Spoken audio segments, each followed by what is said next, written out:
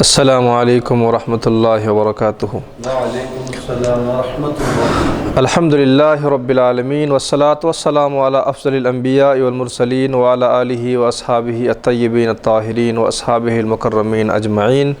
اما بعد۔ جامعہ انواریہ educational society کے زیر اہتمام مستند اور مدلل کتابوں کی ویڈیو ریکارڈنگ کا سلسلہ شروع ہوا اور وہ پائے تکمیل تک پہنچ رہی ہیں، اور اسی سلسلے کی ایک اہم کڑی جلالین شریف کا ترجمہ اور اس کی تشریح و تفصیل کی یہ آج ہم نے پہلی نشست، جو آج کی ہماری یہ پہلی نشست ہے، اس میں جلالین شریف کو ہم نے منتخب کیا ہے کہ نشست با نشست اس کے ترجمے اور تشریح و تفصیل بیان کی جائے گی۔ تو ہم اس معاملے کی نسبت بیادگار حضرت سیدہ فاطمہ رضی اللہ تعالیٰ عنہ کی طرف منسوب کر رہے ہیں، اور امام طریقت حضرت محمد سید صدیق علی الحسینی المعروف خواجہ محبوب اللہ علیہ رحمۃ و رضوان کی طرف ہم اس کو منسوب کر رہے ہیں کہ اللہ تبارک و تعالیٰ ان کے مقام کو عرفہ اور اعلیٰ عطا فرمائے۔ اب ہم بلا کسی تاخیر و تمہید کے جا رہے ہیں کہ آج کے پہلے خطبے کی طرف کہ امام جلال الدین سیوطی علیہ رحمۃ و رضوان اور امام جلال الدین محلی الشافعی، یہ دونوں بزرگ حضرات نے جلالین شریف کو تکمیل فرمایا کہ یہ جلالین دراصل دو لوگوں کی لکھی ہوئی تشریح و تفسیر ہے کہ یہ دو لوگ جن کا نام جلال الدین سیوطی ہیں اور ایک ہے جلال الدین محلی الشافعی ہیں، تو ان دو لوگوں نے مل کر اس کتاب کی تصنیف، اس کتاب کی تفسیر فرمائی ہے، جو قرآن مقدس کی ایک ایسی تفسیر جو عرب و عجم کے تمام دینی اداروں میں پڑھائی جاتی ہے، اور ہر ادارے کے طلباء کو اس تشریح سے یا اس تفسیر سے واقفیت ضرور کرائی جاتی ہے۔ تو لہٰذا مختصر میں یہ بہت ہی اہم اور بہت ہی معیاری اور بہت ہی اعلیٰ تفسیر مانی جاتی ہے، کیونکہ اس کی کئی خصوصیات ہیں، اس کے کئی فضائل ہیں، اور کئی اس کے اندر جو وہ خصوصیات ہیں اس کے اندر جو دیگر تفاسیر سے بالکل منفرد اور الگ ہے۔ تو سب سے پہلے ہم شروع کر رہے ہیں خطبے سے۔ صاحب جلالین نے اپنے تفسیر کی شروعات خطبے سے فرمائیں، جیسا کہ سلف صالحین کا طریقہ رہا ہے۔ تو الحمدللہ حمداً موافیاً لنعمہ مکافیاً لمزیدہ والصلاة والسلام علی سیدنا محمد وعلی آلہ وصحبہ وجنودہ، کہ تمام تعریف اللہ تبارک و تعالیٰ کے لیے ہے، اور ایسی تعریف جو اس کی نعمتوں کے لیے کافی ہے اور جو اس کے مزید احسانات کو مکافات کرنے والی ہے، اور صلاۃ و سلام نازل ہو ہمارے آقا حضرت سیدنا محمد مصطفیٰ احمد مجتبیٰ صلی اللہ تعالیٰ علیہ وسلم پر، اور آپ صلی اللہ علیہ وسلم کے آل پر و اصحاب پر، آپ کے تمام مجاہدین و لشکر پر، یعنی قیامت تک جتنے بھی افراد اس دین پر چلیں گے ان سب پر صلاۃ و سلام ہو، رحمت ہو، اور اللہ کی احسانات و برکتیں ہو۔ تو اب اس کے بعد حمد کی ہم تشریح کر رہے ہیں کہ صاحب جلالین نے عرف کے اعتبار سے جس طرح کے سلف صالحین کا یہ طریقہ رہا کہ اپنی تصنیف و تالیف میں سب سے پہلے حمد کو لاتے ہیں، اسی روایت کو برقرار رکھتے ہوئے صاحب جلالین حمد سے شروع کر رہے ہیں، اور مشہور اور معروف طریقے میں جو الحمد میں الف لام لگایا جاتا ہے اس کو لایا گیا یہاں پر، تاکہ یہ بات واضح ہو جائے کہ تمام تر خوبیاں اللہ تبارک و تعالیٰ کے لیے ہے، تمام تر تعریفیں اللہ تبارک و تعالیٰ کے لیے ہے۔ تو گویا کہ حمد کا معاملہ یوں ہے کہ حضرت صلی اللہ علیہ وسلم اپنے تمام تبلیغی مکتوبات میں، جس میں آپ صلی اللہ علیہ وسلم بادشاہوں کی طرف جو غیر مومن تھے، غیر مسلم تھے، ان تمام بادشاہوں کی طرف جب نبی پاک صلی اللہ علیہ وسلم نے خطوط روانہ فرمائے تو ان خطوط میں آپ صلی اللہ علیہ وسلم نے حمد و صلاۃ کا ذکر ضرور فرمایا، اور آپ نے اس کے ساتھ ساتھ یہ بھی لکھا والسلام علی من اتبع الہدیٰ، کہ اگر ہدایت کی اتباع کریں تو ان کے لیے سلامتی ہے، اگر ہدایت کی اتباع نہ کریں تو ان کے لیے سلامتی نہیں ہے۔ تو ہم سے یہ بات شروع کی گئی، اس کے بعد جو ہے لایا جا رہا ہے بسم اللہ الرحمن الرحیم۔ تو بسم اللہ کی فضیلت تو عام طور پر معلوم ہی ہے، پھر بھی حدیث پاک کی روشنی میں بیان کیا جا رہا ہے کہ کل امر زیبان لم یبدا بسم اللہ ہو اقطع و اجزم کہ ہر وہ امر ذیشان کام، ہر وہ عظیم الشان کا محتم بالشان کام کہ جس میں بسم اللہ الرحمن الرحیم نہ پڑھی جائے وہ کام ادھورا اور نامکمل رہتا ہے، ناقص رہتا ہے۔ تو حمد کے ساتھ ساتھ صاحب جلالین نے اپنی کتاب میں بسم اللہ الرحمن الرحیم کو بھی وہ اپنے طور پر لاتے ہیں تاکہ وہ کام مکمل ہو، تاکہ وہ کام برکت والا ہو، تاکہ وہ کام پائے تکمیل تک پہنچ جائے۔ تو حمد کے بعد اب وہ تشریح کر رہے ہیں کہ اما بعد حمد و صلاۃ کے بعد کہہ رہے ہیں فہذا مشتدت الیہ حاجت الراغبین فی تکمیلۃ تفصیل القرآن الکریم الذی الفہ الامام العلامہ المحقق المدقق جلال الدین محمد بن احمد المحلی الشافعی وتتمیم ما فاتہ وهو من اول سورة البقرة الى آخر سورة الاسراء بتتمۃ علی نمتہ من ذکر ما یفہم به کلام اللہ والاعتماد علی ارجح الاقوال واعراب ما یحتاج الیہ والتنبیہ علی القراءۃ المختلفۃ المشہورہ علی وجہ لطیف وتعبیر وجیز وترک التطویل بذکر الاقوال غیر مرضیۃ واعریب محلها کتب العربیۃ واللہ اسأل النفع به فی الدنیا واحسن الجزاء علیہ فی العقبہ بمنہ وکرمہ۔ حمد و صلاۃ کے بعد علامہ محقق اور مدقق جلال الدین محمد بن احمد محلی الشافعی کی کتاب تفسیر القرآن کا تکملہ ہے۔ محقق اور مدقق جی مطلب کیا ہے مفتی صاحب؟ جی ہاں، یہاں پر علامہ جلال الدین سیوطی علیہ رحمت و رضوان نے اپنے استاذ محترم کو محقق اور مدقق کہہ رہے ہیں کہ محقق کے معنی ہے کہ جن کی علمی سطح انتہائی گہرا ہو، اسے محقق کہا جاتا ہے، یعنی تحقیق کہ کسی بھی بات کو جب وہ کہتے ہیں تو تحقیق کی روح پہ کہتے ہیں، جب یا کوئی عمل کرتے ہیں یا جب وہ کسی کام کا حکم فرماتے ہیں تو اس کے اندر انتہائی باریک بینی ہوتی ہے اور تحقیق ہوتی ہے، تو اس تحقیق کی وجہ سے انہیں محقق کہا جاتا ہے اور ان کی تحقیق پائے تکمیل تک، کمال تک پہنچی ہوئی ہوتی ہے، لہٰذا انہیں محقق کہا جاتا ہے۔ اس کے بعد مدقق کا لفظ ہے کہ مدقق کے معنی ہوتے ہیں باریک بین، یعنی دور کی نگاہ رکھنے والے، کہ ان کی نگاہوں میں گویا کہ ایسی دور کی نگاہ رکھنے والے تھے کہ گویا کہ کوئی بھی اشارتاً کوئی کلمات ہوتے ہیں تو ان اشارتاً کلمات کو بھی واضح طور پر وہ سمجھ لیتے ہیں اور بہت اچھی طریقے سے سمجھا دیتے ہیں۔ تو جو اشارات پر، جیسے بات چیت پر عام طور پر دو طریقے سے کیا جاتا ہے، ایک اشارات پر، دوسرے کنایات پر، پھر اس سے صراحت پر، تو متعدد نوعیتیں ہوتی ہے ہماری گفتگو کی۔ تو جو لوگ اشارات اور کنایات پر ماہر ہوتے ہیں انہیں مدقق کہا جاتا ہے۔ تو جلال الدین سیوطی محلی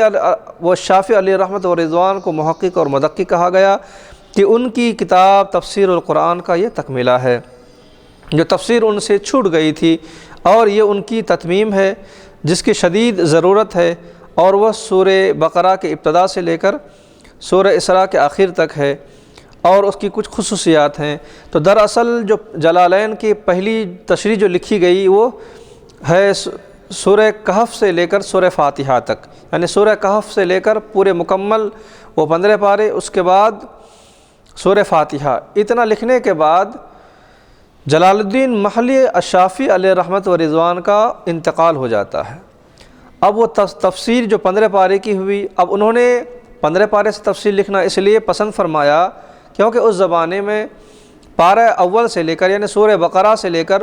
10ویں پارے تک یا پھر 12ویں پارے تک یا 13ویں 15ویں پارے تک بے شمار تفسیریں جمع ہو گئی تھی، کیونکہ جو بھی فرد اس عظیم کارنامے کو انجام دینے کے لیے تفسیر لکھ رہے ہیں، اب وہ لکھتے لکھتے 15 پارے تک ان کی تفسیر پہنچ رہی ہے کہ اتنے میں ان کا انتقال ہو جاتا ہے۔ تو اس طرح سے بے شمار لوگوں نے قرآن مقدس کی تفسیر لکھنے کے لیے کاوشیں کی، اور وہ درمیان میں پہنچے تک ان کا انتقال ہو جاتا تھا، یا پھر اور کسی وجوہات سے وہ مکمل نہیں کر پاتے تھے۔ ان تمام حالات کو مد نظر رکھتے ہوئے جلال الدین محمد بن احمد محلی الشافعی علیہ رحمت و رضوان نے تصور کیا، خیال کیا کہ ابتدائی تفسیر تو بہت ہے لیکن 15 پارے سے تفسیرات کی کمی ہے، لہذا کیوں نہ ہو کہ 15ویں پارے سے تفسیر کیا جائے۔ تو انہوں نے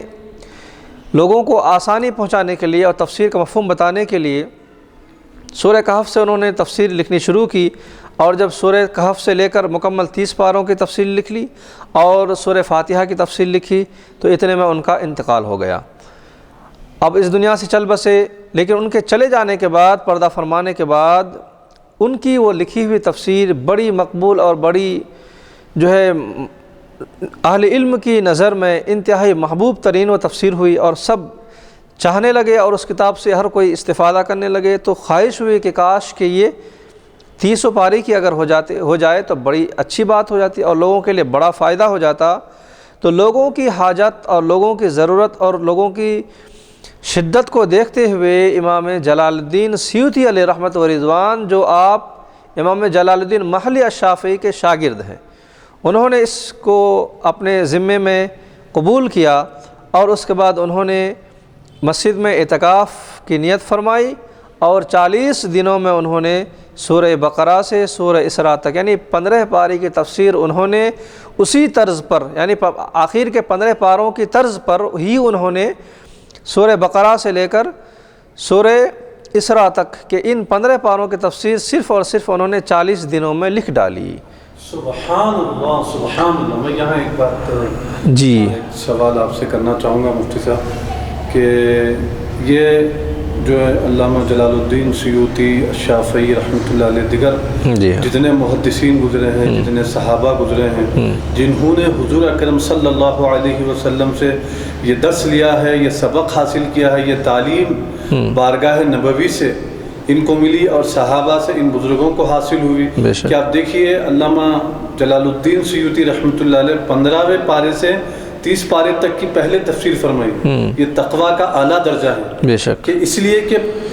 سورہ 15ویں پارے سے 30 پارے تک آپ نے تفسیر فرمائی،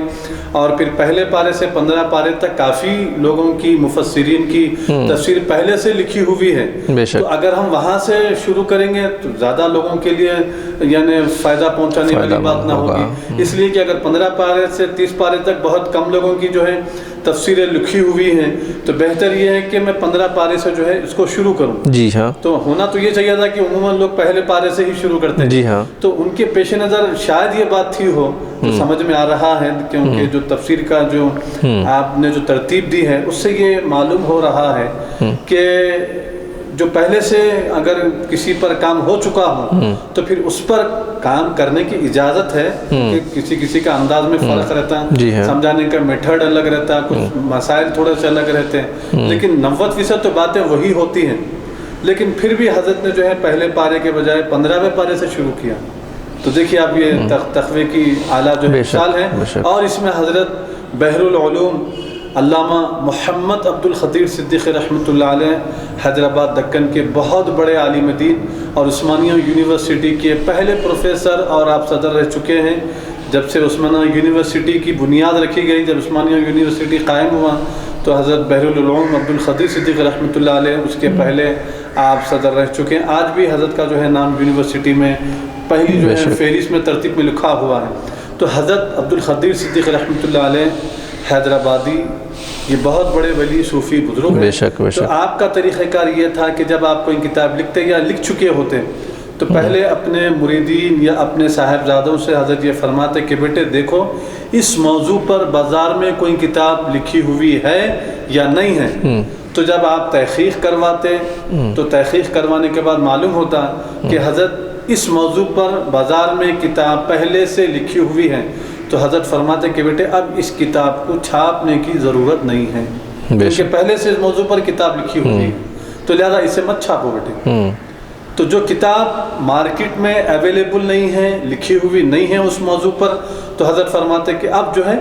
اس کتاب کی اشاعت کرو، اسے چھاپو اور اسے پرنٹ کرو۔ جی تو دیکھیے یہ بزرگوں کا اخلاص ہے۔ حالانکہ اجازت ہے شریعت میں، ایسی بات نہیں ہے، لیکن جس موضوع پر پہلے سے کام ہو چکا ہو پھر اسی موضوع پر اگر کام کیا جا رہا ہے تو اس سے عوام کو زیادہ فائدہ نہیں ہوگا، بلکہ وقت بھی ضائع ہوگا اور پھر ٹائم خراب ہوگا، پھر پیسے جو ہے اس میں ضائع ہو جائیں گے۔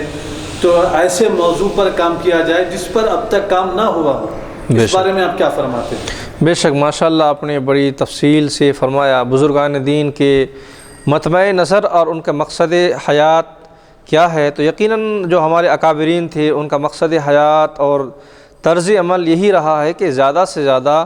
لوگوں کو فائدہ پہنچایا جائے، نہ کہ ان کی ذات کی شہرت ہو۔ بے شمار کتابیں ایسی ملتی ہے کہ جن کے مصنف کا پتہ ہی نہیں ہے کہ کون ہے، اپنی پوری کوشش کے ذریعے ایک کتاب لکھتے ہیں اور کتاب لکھنے کے بعد کہیں بھیج دیتے ہیں یا کسی جگہ رکھ دیتے ہیں، لوگ اٹھا کے دیکھتے تو یہ کتاب جب تلاش کی جاتی ہے نام تو پتہ ہی نہیں چلتا کہ نام کون لکھے ہیں، لیکن وہ کتاب آج تک پڑھی جاتی ہے۔ تو اپنے آپ کو وہ چھپاتے تھے، لیکن ان کا مطمع نظر یہ ہوتا تھا کہ لوگوں کو، عوام کو زیادہ سے زیادہ فائدہ ہو۔ تو یقیناً جو آپ نے کہا کہ جس چیز پر کام نہیں ہوا ہے اس چیز پر کام کرنا یہ افضل ہے، یہ زیادہ بہتر ہے اور اعلیٰ ہے کہ جو فن یا جو علوم یا جو چیزیں عام طور پر جس کی طرف لوگ رغبت نہیں کرتے ہیں یا جو چیز لوگوں کی نگاہوں سے اوجھل ہیں یا وہ مسائل جس سے لوگ ناواقف ہیں عام طور پر، ان مسائل کی طرف اگر توجہ دیا جائے تو اس میں زیادہ سے زیادہ فائدہ ہے اور لوگ زیادہ سے زیادہ اس سے استفادہ کریں گے۔ البتہ وہ مسائل جو عام طور پر مشہور اور معروف ہیں، اگر ان مسائل پر اگر کوئی بحث کرتا ہے یا کوئی کتابیں لکھتا ہے تو شرعاً اجازت تو ہے، لیکن اس سے عوام الناس کو کما حقہ فائدہ حاصل نہیں ہوگا، کیونکہ عام طور پر اس طرز پر یا اس نہج پر عام طور پر کتابیں وغیرہ عام طور پر لکھی جا چکی ہیں۔ تو صاحب جلالین کہ ہم اس خصوصیت کو دیکھیں کہ انہوں نے وہاں سے کام شروع کیا جہاں سے کسی نے کام نہیں کیا تھا، جہاں سے جن کی نظر جس کی نظر وہاں تک نہیں پہنچی تھی، انہوں نے وہاں سے کام کیا اور وہ کام ایسا مقبول ہوا کہ آج پوری دنیا میں کہ تمام اداروں میں اس کتاب کو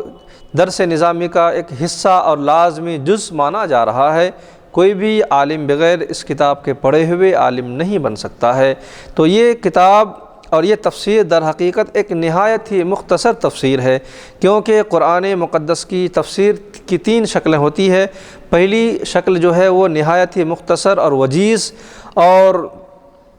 جلالین شریف جو ہے بس اسی قسم کی تفسیر ہے کہ اس کے میں نہایت ہی مختصر تفسیر ہے اور انتہائی وجیز ہے، اور متن اور تفسیر دونوں کے الفاظ تقریباً برابر ہے، بلکہ اہل علم فرماتے ہیں کہ قرآن مقدس کے جتنے حروف ہیں، جتنے کلمات ہیں، بس اتنے ہی حروف اور اتنے ہی کلمات جلالین شریف کے بھی ہیں۔ یہ بھی بڑی فضیلت ہے کہ جتنے حروف کلام اللہ کے ہیں اتنے ہی حروف جلالین شریف کے ہیں، کہ لفظ ہے اس کا معنی ہے، لفظ ہے اس کا ترجمہ ہے، بس اسی نہج پر مکمل جلالین شریف لکھی گئی ہے۔ تو یہ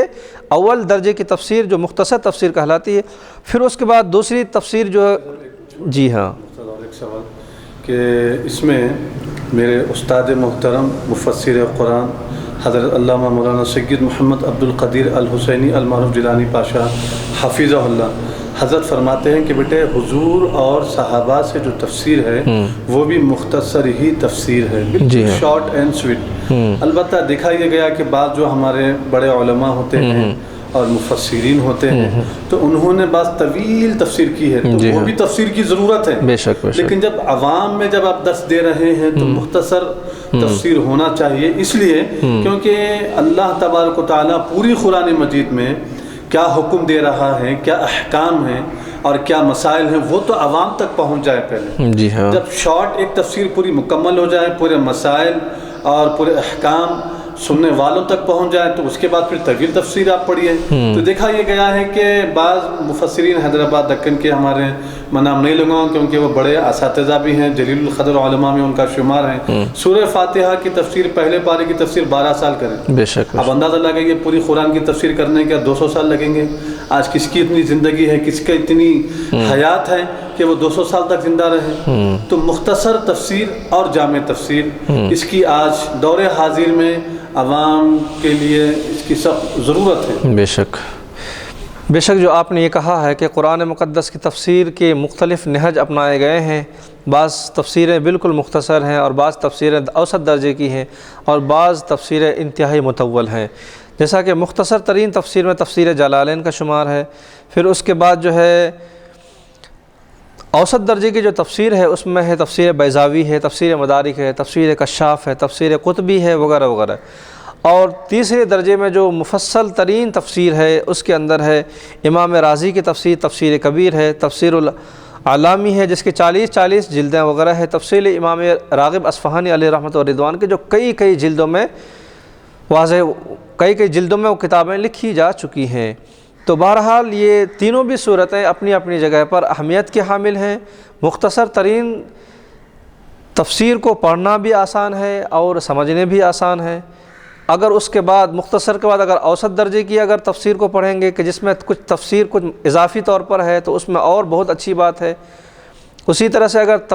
طویل تفسیر کو اگر دیکھا جائے یا اس کو مطالعہ کیا جائے تو اس کے اندر اور بہت اپنے ذہن کو فکر دینے والی بات ہے اور اس کے اندر بہت زیادہ جو ہے معلومات حاصل کرنے والی بات ہے۔ تو اس کے اندر پوری بات واضح طور پر بیان کر دی جاتی ہے کہ اس سے میرا رب کیا چاہتا ہے، اس کلمات کے ذریعے سے اللہ تبارک و تعالیٰ کیا حکم دینا چاہ رہا ہے۔ تو تینوں بھی قسم کی بھی تفسیریں لکھی جا چکی ہے اور تینوں تفسیروں کی اہمیت اپنی اپنی جگہ پر برقرار ہے، کسی ایک کا بھی انکار نہیں کیا جا سکتا ہے۔ تو بہرحال جو ہمارے اکابرین نے تفسیریں لکھی، جیسا کہ آپ نے فرمایا کہ حضرت قبلہ نے سورہ فاتحہ کی تفسیر 12 سال تک فرمائی، یہ بھی بہت عظیم بات ہے کہ 12 سال تک صرف سورہ فاتحہ کی تفسیر ہو رہی ہے۔ حضرت عمر رضی اللہ تعالیٰ عنہ نے سورہ بقرہ کو آپ نے تقریباً 12 سال میں آپ نے تکمیل فرمایا اور 12 سال تکمیل کرنے کے بعد آپ نے اونٹ ذبح کی اور اونٹ ذبح کرنے کے بعد لوگوں کو آپ نے دعوت عام کی اور فرمایا کہ میں نے سورہ بقرہ کی تفسیر کو میں نے 12 سال میں مکمل کر لیا ہے۔ تو یہ تفسیر کو جاننا اور سمجھنا کہ حضرت عمر رضی اللہ تعالیٰ عنہ دراصل قرآن مقدس کی جب تفسیر وہ پڑھ رہے تھے تو اپنے آپ کو دیکھ رہے تھے کہ اس آیت مبارکہ میں اللہ تبارک و تعالیٰ اگر کسی چیز کا حکم دے رہا ہے تو میں اس میں کہاں تک ثابت قدم ہوں، اگر اس آیت مبارکہ میں اللہ تبارک و تعالیٰ مجھے کس چیز سے روک رہا ہے تو میں کہاں تک رک رہا ہوں۔ یعنی قرآن مقدس کی تفسیر پڑھنا یا تفسیر دیکھنا، حضرت عمر رضی اللہ تعالیٰ عنہ کی زندگی کو دیکھنا گویا کہ دونوں برابر ہے۔ تو اپنی وہ چلتے پھرتے قرآن کی وہ تفسیر ہوا کرتے تھے، قرآن کے احکامات کو اپنی زندگی میں اس طرح سے حاوی کر لیا کرتے تھے کہ بالکل وہ چلتا پھرتا گویا کہ وہ قرآن ہی ہیں۔ تو تینوں بھی ہاں اور ایک بات یہ ہے کہ حضرت عمر فاروق رضی اللہ عنہ نے جو تفصیلی آپ نے جو سورہ بقرہ کی تفسیر جو فرمائی ہے وہ آپ کی کرامت ہے۔ بے شک بے شک، کیونکہ اس وقت تفسیر لکھنے والے نہیں تھے، آپ جو لکھیں گے تو وہ حضرت عمر، حضرت عثمان علی یعنی حضرت علی کرم اللہ وجہہ الکریم، حضرت عثمان غنی، حضرت ابوبکر صدیق، یہی تو لکھیں گے تو یہی لوگ سے جو ہے وہ شروع ہوں گا تفسیر کا کام۔ لیکن بعد کے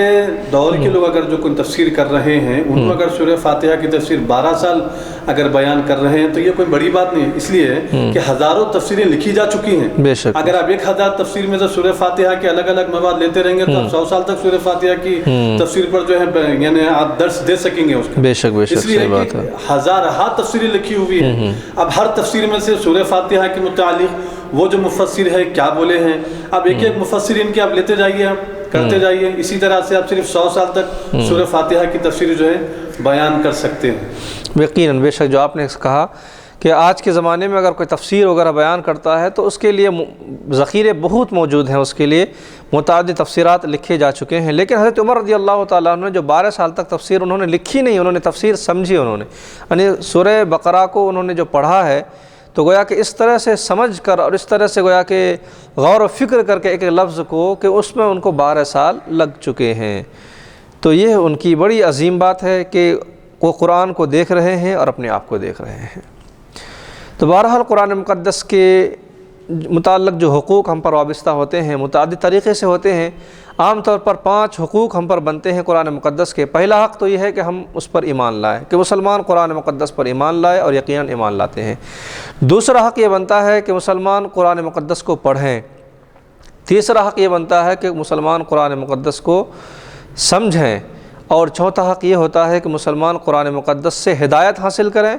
اور 5واں حق یہ ہوتا ہے کہ مسلمان قرآن مقدس کو سمجھیں اور دوسروں تک پہنچائیں۔ یہ 5 حقوق مسلمانوں پر قرآن مقدس کے بنتے ہیں۔ اب ہر شخص غور و فکر کے ذریعے کہہ سکتا ہے کہ میں نے کتنے قرآن مقدس کے حق کو ادا کیا۔ عام طور پر لوگ پڑھتے ہیں، اس سے بڑھ کر یہ ہے کہ ایمان تو ہر ایک کا ہے اور پڑھ لیتے ہیں، یہ 2 حق ہیں، لیکن اس کے بعد اس کو پڑھنے کے بعد اس کو سمجھنا ہے، اس سے ہدایت حاصل کرنا ہے، اس کو لوگوں تک پہنچانا ہے، اس سے عام طور پر لوگ غافل ہو رہے ہیں۔ تو لہذا قرآن مقدس کے جو 5 حقوق ہے تو کوشش یہی کرنی چاہیے کہ یہ پانچوں حق بھی ہم سے ادا ہو جائے، کیونکہ قرآن مقدس کا جو مضمون ہے وہ عنوان جو ہے وہ عنوان ہے قرآن کا ہدایت حاصل کرنا، کہ بندہ اس قرآن سے ہدایت حاصل کر سکیں، یہی قرآن کا عنوان ہے اور یہی قرآن کا ٹاپک ہے کہ بندہ اگرچہ کہ اس کے اندر تمام چیزیں ہیں، قرآن مقدس میں اللہ تبارک و تعالیٰ نے ہر چیز کو رکھ دیا ہے، زندگی کی چیزیں، نجات کی چیزیں، کامیابی کی چیزیں، اللہ نے سب کچھ اس کے اندر رکھا ہے، لیکن ان تمام چیزوں کو رکھنے کے بعد اس قرآن کا جو لب لباب ہمارے سامنے نکل کر آتا ہے وہ یہ ہے کہ بندہ اس قرآن سے ہدایت حاصل کرے۔ تو قرآن ہدایت کے حصول کے لیے ہے، نہ کہ صرف جو ہے پڑھ لیں اور پڑھ کر کے، اگرچہ کہ پڑھنے پر بھی ثواب ہے، چھونے پر بھی ثواب ہے، لیکن اس کو اتارنے کا مقصد یہی ہے، اس کو نازل کرنے کا مقصد یہی ہے کہ بندہ اس سے ہدایت حاصل کرے۔ اب جو ہے سورۃ البقرہ شروع کیا جا رہا ہے کہ سورۃ البقرہ مدنیہ 206 اور 87 آیتاً کہ سورہ بقرہ یہ مدنی ہے، اور اس کے اندر 282 یا 287 آیتیں ہیں اس سورہ کے اندر، اور یہ قرآن کی سب سے بڑی طویل ترین صورت ہے قرآن مقدس کی، اور سب سے عظیم ترین بھی صورت کہا جاتا ہے اسے۔ تو اور یہ اہل ایمان تفصیل لکھنے کے متعلق اہل ایمان کا یہ بہت بڑا عظیم الشان کارنامہ ہے کہ اس امت کے علماء نے، اس امت کے فقہا نے یا مفسرین کا بڑا احسان ہے اس امت پر کہ انہوں نے قرآن مقدس کی تفسیریں لکھی، اور قرآن مقدس کے ایک ایک الفاظ کو اور ایک ایک نقطے کو انہوں نے ظاہری طور پر، واضح طور پر انہوں نے بیان فرمایا۔ اگرچہ کہ اللہ تبارک و تعالیٰ نے اس قرآن کے نزول سے پہلے بھی بے شمار کتاب میں اللہ تبارک و تعالیٰ نے نازل فرمائی ہے، متعدد صحیفے اللہ تبارک و تعالیٰ نے نازل فرمائے ہیں، تقریباً 104 کتابیں اللہ تبارک و تعالیٰ نے نازل فرمائے، لیکن ان کتابوں میں رب تعالیٰ نے جو نازل فرمایا ان میں سے کسی کتاب کی بھی تشریح اور تفصیل یا تفسیر نہیں لکھی گئی۔ تورات کی تفسیر نہیں لکھی گئی، انجیل کی تفسیر نہیں لکھی گئی، زبور کی تفسیر نہیں لکھی گئی، تو کسی بھی نبی کے صحابہ نے یا ان کے امت نے نہ تو ان کی نبی کی حدیثیں لکھی اور نہ تو تفسیر لکھی، بلکہ صرف یہ اعجاز اس امت کو ہے کہ اس امت کے علماء نے قرآن مقدس کی تفسیر بھی بیان فرما دی، اور نبی پاک صلی اللہ علیہ وسلم کا ایک ایک عمل کو بھی انہوں نے محفوظ فرما دیا، یعنی سنت کی بھی حفاظت فرمائی، حدیث کی بھی حفاظت فرمائی، اور قرآن مقدس کی بھی حفاظت فرمائی، اور لوگوں تک بتایا کہ اللہ تبارک و تعالیٰ اس کے اندر کیا حکم دے رہا ہے۔ تو گویا کہ قرون اولیٰ سے ہی تفسیر لکھنے کا رواج پڑ چکا، اور آج تک یہ سلسلہ مختلف شکلوں میں جاری اور ساری ہے۔ اور قرآن مقدس کی جو تفسیر کا جو معاملہ ہے یہ مسلمانوں کا ایک عظیم الشان کارنامہ ہے۔ مسلمانوں نے، اگرچہ کہ یہودیوں نے تورات کو بدل دیا، انجیل کو بدل دیا، لیکن اہل ایمان نے قرآن کے ساتھ، مسلمانوں نے قرآن کے ساتھ بالکل انصاف کا اور دیانتداری کا معاملہ پیش کیا کہ ایک نقطے کا بھی ہیر پھیر نہیں ہو سکا، ایک کلمہ کی بھی تبدیلی نہیں ہو پائی، اور نہ یہ قیامت تک ہو سکے گی۔ بلکہ صرف قرآن کے الفاظ ہی کو نہیں، بلکہ یہ بھی بیان فرما دیا کہ ایک ایک چیز اس کے اندر موجود ہے، کتنے زیر ہیں، کتنے زبر ہیں، کتنے نقطے ہیں، کتنے کلمات ہیں، کل حروف کتنے ہیں، کتنے نقطے ہیں، کتنے مد ہیں، یہ سب کی سب چیزیں ہمارے اکابرین نے گن گن کے لوگوں کے سامنے بیان کر دیا کہ قرآن مقدس میں اتنی چیزیں ہیں، اتنی آیت ہیں، اتنے رکوعات ہیں، اتنے مد ہیں، اتنے تشدید ہیں، اتنے زبر ہیں، اور اتنے حروف وغیرہ وغیرہ ہیں، ایک ایک چیز کو انہوں نے محفوظ فرمایا۔ اب اس کے بعد جو ہے سورہ اور آیت کی تحقیق جو ہوتی ہے کہ سورۃ البقرہ کے یہ عام طور پر سورہ کے معنی ہوتے ہیں کہ حصار کرنا، یعنی گھیر دینا۔ جس طرح سے ایک قلعے کو گھیرا جاتا ہے تو اس کے چاروں طرف دیواریں اٹھا دی جاتی ہے، اس کو کہتے ہیں کہ سور البلد، یعنی شہر کو دیواروں سے گھیر دیا گیا ہے۔ اسی طرح سے قرآن مقدس میں بھی سورہ کا استعمال ہوتا ہے کہ 114 صورتیں ہیں، اور اس میں سے 114 صورتوں میں گویا کہ یہ بتایا گیا ہے کہ اس کے اندر ایک چیزوں کو گھیر دیا گیا ہے، سورۃ البقرہ، کہ اس کے اندر کچھ مضامین ہیں، کچھ عنوانات ہیں، کچھ احکامات ہیں، کچھ اوامر اور نواہی ہیں جس کو اس سورہ کے اندر گھیر دیا گیا ہے۔ تو گویا کہ قرآن مقدس کا ایک سورہ بھی جو ہے کئی چیزوں پر مشتمل ہوتا ہے اور اس کو ایک دائرے کے اندر اس کو گھیر دیا جاتا ہے، بس اسی مناسبت سے اس کو سورہ کہا گیا ہے۔ اب جو ہے سورتوں کے نام رکھنے کے متعدد وجوہات ہوتے ہیں۔ کبھی نام رکھا جاتا ہے کہ اس کے اندر، اس سورے کے اندر اس کا تذکرہ ہوا ہو، کبھی یہ ہے کہ اس کا تذکرہ نہ ہوا ہو لیکن مفہوم کو کلیکٹ کر کے اس کا نام رکھ دیا جاتا ہے، کبھی اس کے مضمون پر غور و فکر کر کے جو نتیجہ نکلتا ہے اس نتیجے کے اوپر نام رکھ دیا جاتا ہے۔ تو سوروں کو نام رکھنے کی کوئی خاص وجہ نہیں ہے، کوئی خاص متعین کوئی معاملہ نہیں ہے، بلکہ اس کے کئی وجوہات بتائے گئے ہیں۔ یا تو اس سورے کے اندر اس واقعے کا ذکر ہوا ہے اس کے نام سے سورہ، یا اس کے اندر اس سورے کے اندر ایک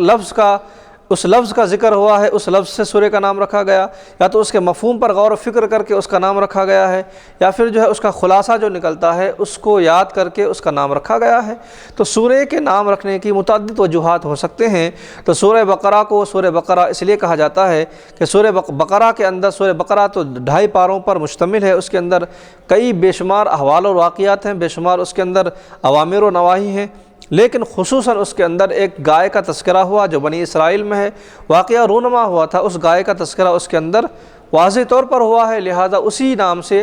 اس سورے کو منتخب کیا گیا اور اسی بقرے کا نام دیا گیا، اسی گائے کے قصے کو مد نظر رکھتے ہوئے اس سورے کا نام سورۃ البقرہ رکھا گیا، اگرچہ کہ ان آیات میں یعنی سورہ بقرہ کے اندر اور بھی بہت سارے واقعات ہیں، لیکن ان بہت سارے واقعات میں سورہ بقرہ کو ہی تجویز کر کے وہی نام اس کے لیے متعین کیا گیا ہے۔ تو لہذا سورہ بقرہ اس سورے کو نام رکھا گیا ایک گائے کی قصے کی مد نظر رکھتے ہوئے۔ اب اس کے بعد جو ہے ہم سورہ بقرہ کے کچھ فضیلت پر ہم بات کریں گے کہ سورہ بقرہ کی فضیلتیں کیا ہے۔ تو مسند امام احمد میں ہے کہ آپ صلی اللہ علیہ وسلم نے فرمایا کہ سورہ بقرہ بمنزل کوہان ہے، یعنی جس طرح سے اونٹ کا کوہان ہے اسی طرح سے سورہ بقرہ بھی بمنزل کوہان قرآن ہے، کہ جس طرح سے اونٹ کے پورے جسم میں کوہان کا جو مقام ہوتا ہے، کوہان کا جو حصہ ہوتا ہے وہ اونچائی کی طرف اور ابھر کر ہوتا ہے اور دیکھنے میں خوشنما لگتا ہے، تو گویا کہ سورہ بقرہ بھی قرآن مقدس کی بمنزل کوہان ہے، بمنزل قرآن کے کوہان ہے وہ، کہ یہ بڑی عظیم آیات اور عظیم سورہ ہے یہ۔ اور خود بخاری شریف کے اندر ایک روایت موجود ہے کہ حضرت اسید بن حضیر رضی اللہ تعالیٰ عنہ جو صحابی رسول ہیں، ایک رات سورہ بقرہ کی تلاوت فرما رہے تھے کہ اچانک ان کے قریب استبل میں گھوڑا بندھا ہوا تھا اور وہ گھوڑا بدکا، یعنی وہ گھوڑا جو ہے اچھل کود کرنے لگا۔ تو یہاں تک کہ حضرت اسید نے جب گھوڑے کی آواز کو یا ان کے اچھل کودنے کو انہوں نے محسوس کی تو سورہ بقرہ کو پڑھنا، انہوں نے تلاوت قرآن کو پڑھنا موقوف کر دیا۔ موقوف مطلب انہوں نے روک دیا، تلاوت کو انہوں نے روک دیا، تو گھوڑا بھی جو ہے اچھل کود کرنا چھوڑ دیا، وہ بھی رک گیا۔ پھر آپ نے پڑھنا شروع کیا تو گھوڑا پھر اچھل کود کرنے لگا۔ تو اس کے بعد آپ فرماتے ہیں کہ قریب ہی جو ہے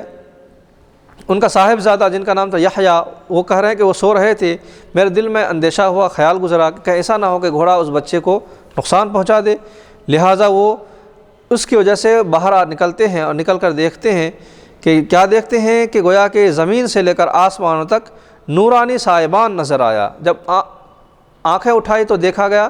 کہ آسمان تک نورانی سائبان ہے۔ نورانی سائبان کے معنی یہ ہوتے ہیں گویا کہ ایک شامیانہ لگا ہوا ہے اور بالکل نور سے منور ہے اور روشنی ہی روشنی ہے، اور جس میں مشعلیں روشن تھی اس کو دیکھنے اور باہر نکلنے کے بعد جب دیکھتے ہیں کہ کچھ دیر کے بعد وہ تمام مناظر غائب ہو گئے۔ اب یہ واقعہ انہیں بڑا عجیب و غریب لگا۔ اس واقعے کی تشریح انہوں نے نبی پاک صلی اللہ علیہ وسلم سے چاہی، پورے واقعے کی تفصیل انہوں نے حضور پاک صلی اللہ علیہ وسلم کو بتا دی۔ تو اللہ کے نبی صلی اللہ تعالیٰ علیہ وسلم نے فرمایا کہ جب تم سورہ بقرہ کی تلاوت کر رہے تھے تو ملائکہ تمہاری آواز سننے کے لیے فرشتے یعنی ملائکہ آسمان دنیا سے تمہاری قرأت سننے کے لیے، سورہ بقرہ کی تلاوت سننے کے لیے وہ زمین پر اتر آئے تھے۔ اگر تم اسی طرح سے سورہ بقرہ کی تلاوت کو جاری و ساری رکھتے تو لوگ جو ہے اپنے نظر کے سامنے سے یعنی اپنی نگاہوں سے لوگ ان فرشتوں کو دیکھ لیتے۔ جب تم نے ترک کر دیا تو وہ فرشتے پھر اپنی جگہ آسمانوں پر چل دیے، چھوڑ دیا۔ جب آپ نے سورہ بقرہ کی تلاوت کو چھوڑ دیا، آپ نے اس کو موقوف فرما دیا، تو پھر وہ فرشتے آسمان پر چلے گئے۔ تو مسلم شریف کی روایت میں بتایا گیا کہ حضرت صلی اللہ علیہ وسلم نے فرمایا کہ سورہ بقرہ جو ہے قیامت کے روز اپنے پڑھنے والوں کے لیے سائبان کا کام دیں گی۔ سائبان کے مطلب سایہ ہوگا، گویا کہ سورہ بقرہ قیامت کے دن اپنے پڑھنے والوں کے لیے سایہ کا کام دے۔ اور سورہ بقرہ حضور نے فرمایا کہ سورہ بقرہ پڑھا کرو، اس کے پڑھنے میں بڑی برکت ہے اور چھوڑنے میں بڑی حسرت ہے۔ اس کی برکت سے، حسرت کا مطلب بڑی افسوس ہے کہ اس کو افسوس ہوگا کہ جب وہ قیامت کے دن دیکھیں گے کہ ان لوگوں کو جن کو سورہ بقرہ کے تلاوت کی وجہ سے ان لوگوں کو فضیلت مل چکی اور انہیں فضائل حاصل ہو چکے، تو جب ان کی فضیلتوں کو دیکھیں گے تو ان کو یہ تصور ہوگا کہ کاش میں بھی پڑھتا اور مجھے بھی یہ فضیلت حاصل ہوتی۔ تو یہ تصور کر کے، یہ ان کے حالات کو دیکھتے ہوئے یہ افسوس کریں گے اور گویا کہ حسرت کریں گے۔ تو حضور نے فرمایا کہ اس میں بڑی برکت ہے اور اس میں کسی فریب کار کا فریب نہیں چل سکتا۔ حضرت انس رضی اللہ تعالیٰ عنہ فرماتے ہیں کہ صحابہ میں سورہ بقرہ اور سورہ آل عمران جاننے والوں کی بڑی عظمت اور عزت ہوتی تھی، یعنی جو سورہ بقرہ کے مسائل کو جانتے تھے اور سورہ آل عمران کے مسائل کو جانتے تھے، ان کی بڑی وقعت اور قدر اور منزلت سے صحابہ اکرام کی نظروں میں وہ دیکھے جاتے تھے۔ چنانچہ مشہور ہے کہ حضرت عمر رضی اللہ تعالیٰ عنہ نے متعدد سالوں میں، جیسا کہ بیان کیا گیا کہ کئی سالوں میں آپ نے جو سورہ بقرہ کی تکمیل کی اور ختم پر گویا کہ آپ نے خوشی کا اظہار فرمایا اور ایک اونٹ ذبح کر کے لوگوں کو آپ نے کھلایا۔ تو اس سے یہ بات واضح ہو گئی کہ حضرت عمر رضی اللہ تعالیٰ عنہ کا جو یہ عمل اس بات پر ثابت کر رہا ہے کہ جس طرح سے قرآن مقدس کے تکمیل کے بعد ہم بچوں کا عام طور پر ہدیہ وغیرہ کرتے ہیں، یہ رواج ہے، تو ہدیہ کرتے ہیں یا پھر جو ہے خوشی کے طور پر ایک چھوٹی سی دعوت رکھ دیتے ہیں، تو اس طرح کا دعوت کو انجام دینا یا اس طرح کے کسی بھی خوشی کے موقع پر دعوتوں کا اہتمام کرنا اور چند لوگوں کو کھلانا پلانا، اس میں خوشی کا اظہار کرنا، گویا کہ حضرت عمر رضی اللہ تعالیٰ عنہ کی یہ سنت قرار دی جائے گی۔ اس کے بعد پانچویں روایت بیان کی جا رہی ہے کہ حضرت ابو ہریرہ رضی اللہ تعالیٰ عنہ سے روایت ہے کہ آپ حضور نے فرمایا کہ لا تجعلوا بیوت مقابر، کہ ان الشیطان یفر من البیت الذی تقرأ فیہ سورۃ البقرہ، کہ شیاطین اس گھر سے دور چلے جاتے ہیں، بھاگ جاتے ہیں کہ جن گھروں میں سورہ بقرہ کی تلاوت ہوتی ہے۔ تو جن گھروں میں سورہ بقرہ کی تلاوت ہو وہاں سے شیاطین بھاگ جاتے ہیں، اس گھر میں شیطان نہیں آ سکتا ہے۔ اب اس کے بعد جو ہے سورہ بقرہ کے نزول کے متعلق چند باتیں ہیں۔ تو یہ آپ صلی اللہ علیہ وسلم کے مکی زندگی میں جب آپ تھے تو حضور صلی اللہ علیہ وسلم وہاں پر بھی بے شمار قرآن مقدس کے سورے اترے، سورے نازل ہو چکے، لیکن جب آپ مدینہ طیبہ تشریف لائے تو وہاں پر متعدد جماعتوں سے آپ کا سابقہ ہوا، یہود تھے، نصارہ تھے، اور اس کے بعد جو ہے ساتھ ساتھ منافقین بھی آ گئے۔ تو گویا کہ قرآن مقدس میں جو عام طور پر جو تذکرہ کیا گیا ہے سورہ بقرہ میں، یہ اس کو سورہ بقرہ میں عام طور پر یہود کو مد نظر رکھا گیا اور یہود کے احوال اور ان کے کوائف کو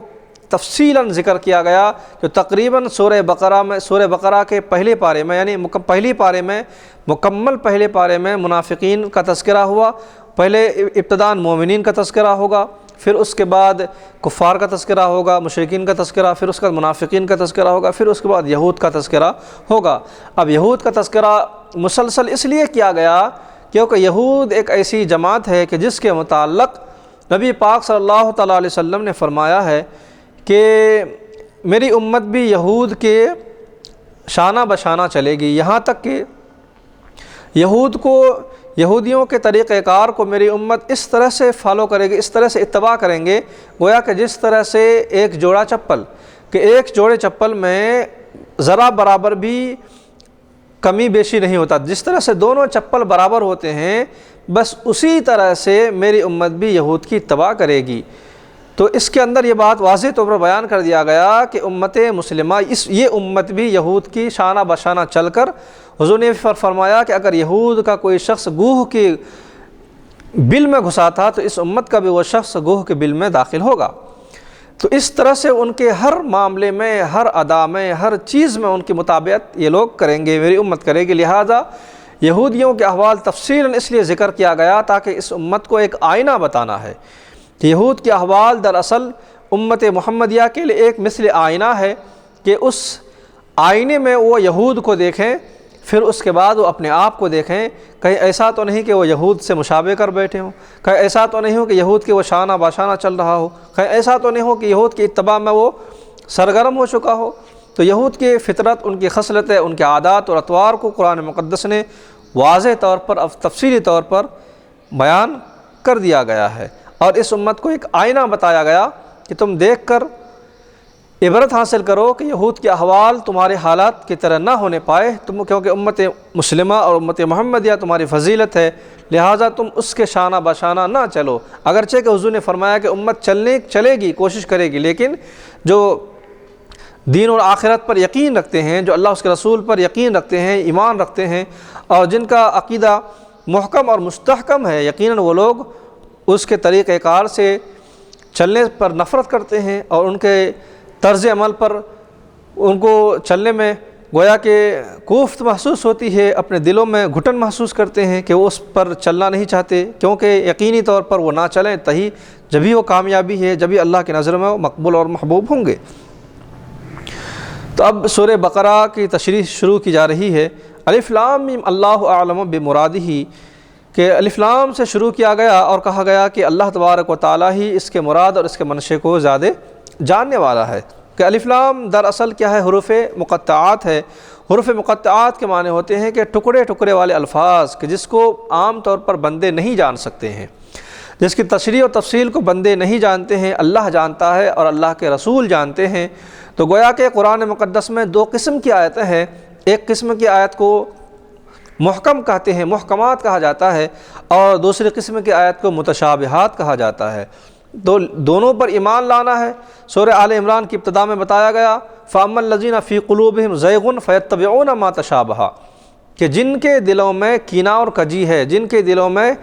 کینہ کپٹ ہے، جن کے دلوں میں خرابی ہے، وہ لوگ متشابہات کے پیچھے چلتے ہیں، لیکن جن کا علم محکم ہے، جن کا علم مستحکم ہے، وہ کہتے ہیں کہ آمنا، کہ ہم اس پر ایمان لا چکے ہیں۔ تو قرآن مقدس کی دونوں آیتوں پر محکمات اور متشابہات پر ایمان لانا ہے، اور محکمات پر عمل کرنا ہے اور متشابہات پر ایمان لانا ہے۔ اس کے مفاہیم اور اس کے ترجمے یا اس کا مطلب معنی ہمیں نہیں معلوم، صرف اللہ کو معلوم ہے اور اللہ کے نبی صلی اللہ تعالی وسلم کو معلوم ہے۔ بعض لوگوں نے اس کے معنی نکالے ہیں، لیکن نکالنے کے بعد بھی انہوں نے یہی کہا ہے کہ اللہ عالم، اللہ و رسول عالم، کہ اللہ اس کے رسول ہی اس کو زیادہ جانتے ہیں۔ تو گویا کہ الف لام میم سے شروع کرنے کا مقصد اور منشا یہ ہے کہ الف لام میم کلمہ حروف مقطعات ہے، کہ بندہ جب قرآن مقدس کو شروع کرے تو اسے یہ بات واضح طور پر معلوم ہو جائے کہ یہ اس رب کا کلام ہے کہ جس کے 3 حروف ہم سمجھنے سے قاصر ہیں۔ یعنی ابتدائی کلمات نے بندوں کو عاجز کر دیا۔ بندہ ان کلموں سے کیا عاجز ہو رہا ہے کہ یہ اس شان والے رب کا کلام ہے کہ جس کو ہم سمجھنے سے قاصر ہیں اور جس کو سمجھنے سے ہم عاجز ہیں۔ تو لہٰذا ایسے عاجز کر دینے والے کلام کو اللہ تبارک و تعالیٰ نے ابتدا میں لایا، تاکہ بندہ جب پڑھے تو پڑھ کر پہلے ہی وہ عاجز ہو جائے کہ یہ کلام ایسے کلیم کا ہے اور ایسے رب کا ہے کہ جس کی یہ شان کہ اس کے 3 حرف کو 3 کلمے کو ہم نہیں سمجھ پا رہے ہیں۔ تو گویا کہ پہلی ہی پڑھتے پڑھتے وہ اپنا ہتھیار ڈال دے اور وہ تسلیم کر لے کہ یہ بہت بڑے عظیم الشان رب کا کلام ہے۔ اب اس کے بعد ذالک اللہ عالم بمرادہ، تمام مفسرین اور محدثین جتنے بھی لوگوں نے اس کی تفصیل کی، انہوں نے یہی بتایا کہ الف لام میم یہ حروف مقطعات ہے، اور اس کا ترجمہ کے متعلق یہی کہا اللہ و رسول عالم، اللہ اس کے رسول کیا ہیں یہ زیادہ جانتے ہیں، اور باقی اس کا علم جو ہے بندوں کو نہیں دیا گیا ہے، کیونکہ یہ ضرورت ہی نہیں تھی۔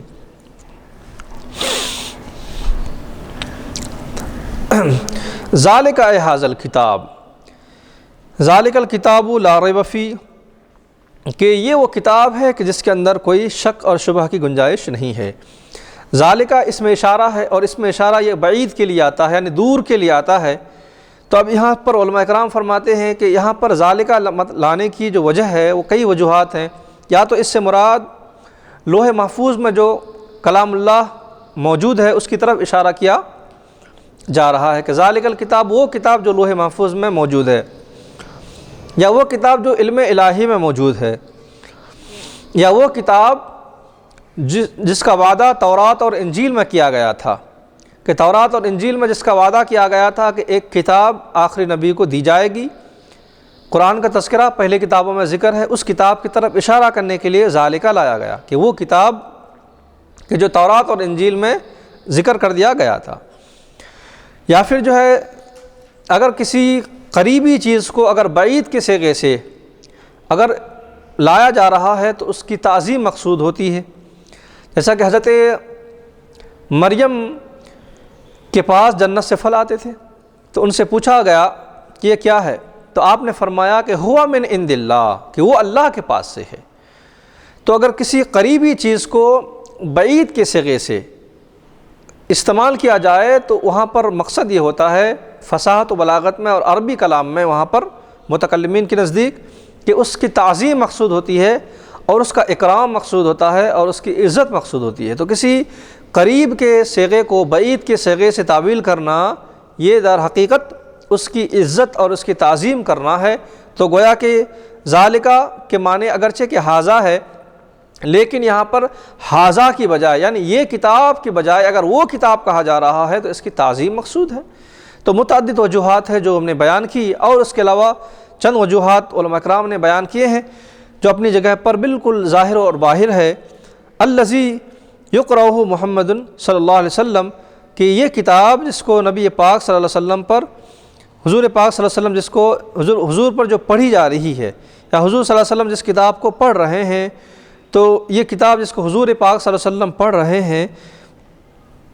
لا ریب فیہ، اس کے اندر کوئی شک نہیں ہے۔ تو جو کتاب حضور پر پڑھی جا رہی ہے اس کے اندر کوئی شک نہیں ہے۔ یہاں لایا گیا لا ریب فیہ اے شک فیہ، حالانکہ شک بھی عربی لفظ ہے۔ شک کے لیے 3 الفاظ کا استعمال قرآن مقدس میں ہوتا ہے، ایک ہے ریب اور ایک ہے شک اور ایک ہے مریتن۔ یہ تینوں بھی کلمات شک کے لیے استعمال ہوتے ہیں، لیکن یہاں پر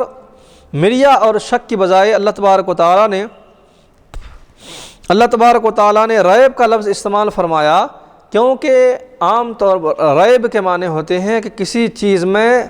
ذرہ برابر بھی شک نہ ہو، رتی برابر بھی شک نہ ہو، اسے کہا جاتا ہے ریب۔ جس کے اندر اس طرح کا شک ہو کہ کچھ اس کے اندر مثبت پہلو بھی ہے، کچھ اس کے اندر منفی پہلو بھی ہے، مطلب نگیٹو اور پوزیٹو، کہ دل جو ہے شک ہمیں جب کسی چیز پر ہوتا ہے کہ یہ صحیح ہے یا غلط ہے، ہم اس چیز کو کنفرم نہیں کر پاتے ہیں۔ جب ہم کنفرم نہیں کر پاتے ہیں تو ہمیں ڈاؤٹ ہوتا ہے اس چیز کے اوپر، تو ڈاؤٹ کلیئر نہیں ہو پاتا ہے تو ہم وہاں پر شک کہتے ہیں اسے۔ تو پہلو یا تو برابر ہوتا ہے یا تو غالب اور مغلوب ہوتا ہے، تو اس کے لیے مریا یا شک کہا جاتا ہے۔ لیکن ریب کے معنی ہے کہ 0% بھی شک نہ ہو، ایسے شک کو ریب کہا جاتا ہے۔ تو اللہ تبارک و تعالیٰ نے فرمایا کہ لا ریب فیہ، کہ اس کلام کے اندر رتی برابر بھی، ذرہ برابر بھی شک نہیں ہے کہ کوئی کسی کو اس کے اندر ذرہ برابر بھی شک ہو جائے۔ انہ من عند اللہ، کس کے بارے میں شک کرنا ہے کہ من عند اللہ، کہ یہ اللہ کی طرف سے ہے، یہ منزل من اللہ ہے، اللہ کی طرف سے نازل ہوئی کتاب ہے، نازل شدہ کتاب ہے۔ اس کے بارے میں کسی کو ذرہ برابر بھی شک کرنے کی گنجائش نہیں رکھی گئی ہے۔ اگر اس کے باوجود بھی اگر کوئی شک کرتے ہیں کہ یہ کلام اللہ کی طرف سے نہیں ہے، جیسا کہ کفار مکہ، قریش اور کفار عرب اس کے اندر شک کرتے تھے کہ یہ کلام اللہ نہیں ہے بلکہ یہ کلام انسان ہے، تو اس کے اندر یہ کہا گیا، جواب دیا گیا کہ یہ ان کا شک کرنا یہ ان کی اپنی ذات کی طرف سے ہے۔ اگر کوئی شک کر لے اپنی ذات کی طرف سے تو اس کا اعتبار نہیں کیا جاتا ہے۔ البتہ اس کے اندر پہلے سے شک ہو پھر شک کرا، یہ چیزیں اس کے اندر نہیں ہے، کیونکہ اللہ نے اس سے شک کو اٹھا دیا۔ اس کے باوجود بھی اگر کوئی شک کرے تو یہ اس کی اپنی بیماری ہے، یا اس کی اپنی دل کی کیفیت ہے جو صحیح اور روشن نہیں ہے، بالکل تاریک دلوں سے، تاریک ذہنوں سے وہ اپنے ذہن کی وجہ سے اس کے اوپر شک کر رہا ہے۔ تو یہ کلام کا قصور نہیں ہے بلکہ یہ اس شخص کا قصور ہے کہ جس کے ذہن نے اس پر شک کیا ہے۔ تو یہ اللہ کی طرف سے ہے، اس کے متعلق کوئی شک نہیں ہے۔ اب کہا جاتا ہے کہ جملۃ النفی خبر مبتدا وذالک والاشارۃ بہ للتعظیم، یہاں پر جملہ نفی ہے لا ریب فیہ، لا ریب فیہ اس لیے لایا گیا کہ یہ جملہ نفی جو ہے یہ خبر ہے، اور اس کی مبتدا کہاں، یہ ذالکہ یہ مبتدا ہے، کیونکہ اس کتاب کے اندر کہیں کہیں پر ترکیب بھی بتائی جائے گی، اور کہیں کہیں پر اس کے اعراب بھی بتائے جائیں گے، اور کہیں کہیں پر اس کے مشہور اور معروف قرأتیں بھی بتائی جائے گی۔ تو متعدد چیزیں اس تفسیر میں بیان کی جائے گی۔ کہیں پر ترکیب بتائے جائیں گے، کہیں پر اعراب بتائے جائیں گے، کہیں پر قرأت وغیرہ بتائے جائیں گے، اور مشہور قرأت، مشہور اعراب اور مشہور ترکیب ہی بتائے جائیں گے۔ جو پیچیدہ اور منجلک جو تراکیب ہوتے ہیں اس کے اوپر وہ بیان نہیں کیا جائے گا اس کے اندر، جس طرح کہ پہلے ہی صاحب جلالین نے فرما دیا۔ تو لا ریبہ یہ کلمہ نفی ہے اور یہ خبر ہے، اور اس کی مبتدا جو ہے وہ ذالکہ ہے، ذالک الکتاب یہ مبتدا ہے، اور لا ریب فیہ یہ اس کی خبر بنے گی۔ اس میں اشارہ بعید ہے جو کہ تعظیم کے لیے ہے، جیسا کہ ہم نے کہا کہ اگر کسی قریب کے چیز کو بعید کے صیغے سے اگر ہم اس کو بیان کر رہے ہیں تو اس کا مقصد و منشا ہوتا ہے کہ اس کی تعظیم کی جائے۔ تو قریب کی چیز کو، یعنی اگر کوئی چیز یہاں پر ہے کہ یہ ھذا قلم، یہ قلم ہے، ھذا قلم یہ قلم، اگر اس کو ھذا کے بجائے اگر ذالکہ کہا جائے کہ وہ قلم، تو اگر وہ قلم کہا جائے تو عربی میں یا قواعد کے لحاظ سے دیکھا جائے تو اس کی تعظیم مقصود ہوتی ہے کہ ھذا کے بجائے اگر ذالکہ کہا جائے تو یہاں پر تعظیم مقصود ہے۔ لہٰذا قرآن مقدس میں بھی اللہ تبارک و تعالیٰ نے ھذا الکتاب کے بجائے ذالک الکتاب کہا، اس کی وجہ سے یہاں پر تعظیم اور اس کی اکرام مقصود ہے، اسی لیے اس کو بعید کا صیغہ استعمال کیا گیا ہے۔ اب اس کے بعد جو ہے تشریح کی جا رہی ہے کہ ھدی للمتقین، ھدی للمتقین یہ جو ہے خبر ثانی ہے، خبر ثانی ہے، خبر اول تو لا ریب فیہ ہے، اور خبر جو ثانی ہے وہ ھدی للمتقین ہے، یہ خبر ثانی۔ تو لہذا ھدی للمتقین جو ہے بتا رہے ہیں کہ السائرین الی التقوی بامتثال الاوامر واجتناب النواہی لاتقائہم بذلک النار، کہ ھدی للمتقین یہ کون لوگ ہیں؟ جو ہدایت حاصل کرنے والے ہیں، ہدایت حاصل کرنے والے، اس کتاب سے ہدایت حاصل کرنے والے متقین ہیں۔ اس کتاب سے ہدایت حاصل کرنے والوں کی جو جماعت ہے وہ متقین کی جماعت ہے۔ لہذا اور متقین کون ہے؟ تو متقین وہ لوگ ہیں جنہوں نے تقوی کی زندگی کو اختیار کیا۔ کس طرح سے تقوی کی زندگی کو اختیار کیا؟ بامتثال الاوامر واجتناب النواہی، کہ اللہ تبارک و تعالیٰ کے احکامات کو، اوامر کو انہوں نے قبول کیا اور اوامر پر وہ زندگی گزارتے ہیں، اور واجتناب النواہی، اور اللہ تبارک و تعالیٰ نے جس چیز سے روک دیا ہے اس سے وہ مکمل طور پر رک جاتے ہیں۔ تو اوامر کی اتباع کرنا اور نواہی سے بچنا یہ تقوی کی بنیادی شرط ہے، اور یہ بنیادی شرط میں وہی لوگ جن لوگوں نے اپنی زندگی کو مشعل راہ بنا لیا کہ اللہ کے احکامات پر اپنی زندگی کو چلا دے، اس کو کر لے، اور جس چیز سے منع کیا اس سے رک جائے، تو گویا کہ وہ تقوی والا ہے اور وہ متقین کے درجے میں اس کا شمار ہو جائے گا، کہ جس نے احکامات الہیہ کو اپنا لیا اور منہیات الہیہ کو جس نے ترک کر دیا، تو اس نے اپنا نام متقین کی جماعت میں اس نے شامل کر لیا ہے۔ تو اور ان کے بعد متقی اصل میں بنا ہے تقوی سے، اور اس کے معنی ہے بچنا۔ تو یہ لوگ اللہ کے احکام کی اطاعت کرتے ہوئے، فرما برداری کرتے ہوئے، در حقیقت ان لوگوں نے اپنے آپ کو بچا لیا ہے، لاتقائہم بذلک النار، کہ انہوں نے اپنے آپ کو بچایا ہے، کس سے؟ جہنم کی آگ سے انہوں نے اپنے آپ کو بچا لیا ہے۔ تو لہٰذا جہنم کی آگ سے انہوں نے اپنے آپ کو بچا لیا، لہٰذا یہ لوگ متقین کہلانے کے مستحق ہو چکے ہیں۔ ان کو مستحق، اس بات کے مستحق ہیں کہ جب انہوں نے اپنے آپ کو جہنم سے بچایا، لہٰذا یہ لوگ متقی ہیں۔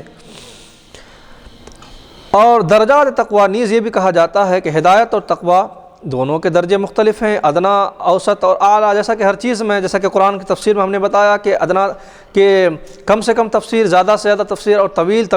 طویل سے مطول تفسیر،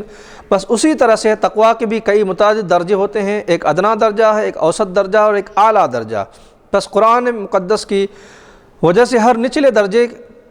جب اوپر کے درجے پر پہنچے گا تو یہ کہنا صحیح ہوگا کہ قرآن متقین کے لیے ہادی بنا ہے۔ تو ادنا درجے کے متقین تو وہ ہے جو ایمان لانے کے بعد کفر سے بچے، وہ بھی متقی ہے کہ کفر سے بچ رہا ہے۔ اور اوسط درجے کی متقی وہ ہے کہ جو لوگ حلال کو اپنا لیتا ہے اور حرام سے بچتے ہیں، وہ اوسط درجے کے متقی ہیں۔ اور اعلیٰ درجے کے متقین وہ لوگ ہیں کہ جو لوگ مشتبہ چیزوں سے بچتے ہیں، مشتبہات یعنی جس چیز کے اندر شک ہو، شک اور شبہ والی چیزوں سے جو لوگ بچتے ہیں، اجتناب کرتے ہیں، پرہیز کرتے ہیں، تو در حقیقت وہ لوگ بھی اپنے آپ کو متقین کے زمرے میں شامل فرما لیتے ہیں، کیونکہ اللہ کے نبی صلی اللہ علیہ وسلم کی حدیث ہے کہ الحلال بین والحرام بین وبینہما امور مشتبہات، کہ حرام بھی واضح ہے، حلال بھی واضح ہے، لیکن اس کے درمیان جو احوال ہیں، معاملات ہیں، وہ مشتبہات ہے۔ اور متقین وہ لوگ ہوتے ہیں جو مشتبہات سے بچتے ہیں تو یہ اعلیٰ درجے کے متقین ہیں۔ تو یہ قرآن مقدس کی آیت جو ہے ادنا درجہ، اوسط درجہ اور اعلیٰ درجہ تینوں درجوں کو شامل ہے، لیکن ہر درجے کے اعتبار سے ان کا تقوی کا معیار الگ الگ ہوگا۔ اب متقین کی کچھ تشریح قرآن مقدس خود کہہ رہا ہے کہ یہ متقین آخر ہیں کون لوگ، متقین کسے کہا جائے، متقین کون لوگ ہیں، ان کے ڈیفینیشن کیا جا رہا ہے۔ الذین یؤمنون بالغیب، متقین کی پہلی صفت اور ان کی پہلی کوالٹی جو بتائی جا رہی ہے کہ الذین، یہ وہ لوگ متقین ہیں، یؤمنون بالغیب، جو لوگ تصدیق کرتے ہیں، یؤمنون اے یصدقون، جو تصدیق کرتے ہیں، کس کی تصدیق کرتے ہیں؟ بالغیب، غیب کی تصدیق کرتے ہیں، بما غاب عنہم من البعث والجنۃ والنار، جو چیزیں غیب ہیں ہم سے ان چیزوں پر ایمان لانا، جیسا کہ اللہ کے ذات غیب ہے ہم اس پر ایمان لاتے ہیں، قیامت غیب ہے اس پر ایمان لاتے ہیں، مرنے کے بعد دوبارہ زندہ اس پر ایمان لاتے ہیں، جنت و جہنم کو دیکھے نہیں اس پر ایمان لاتے ہیں۔ تو متقین بغیر دیکھ کر ایمان لاتے ہیں، یہ ان کی پہلی صفت ہوتی ہے، اور ایمان والوں کی پہلی صفت یہی ہے کہ وہ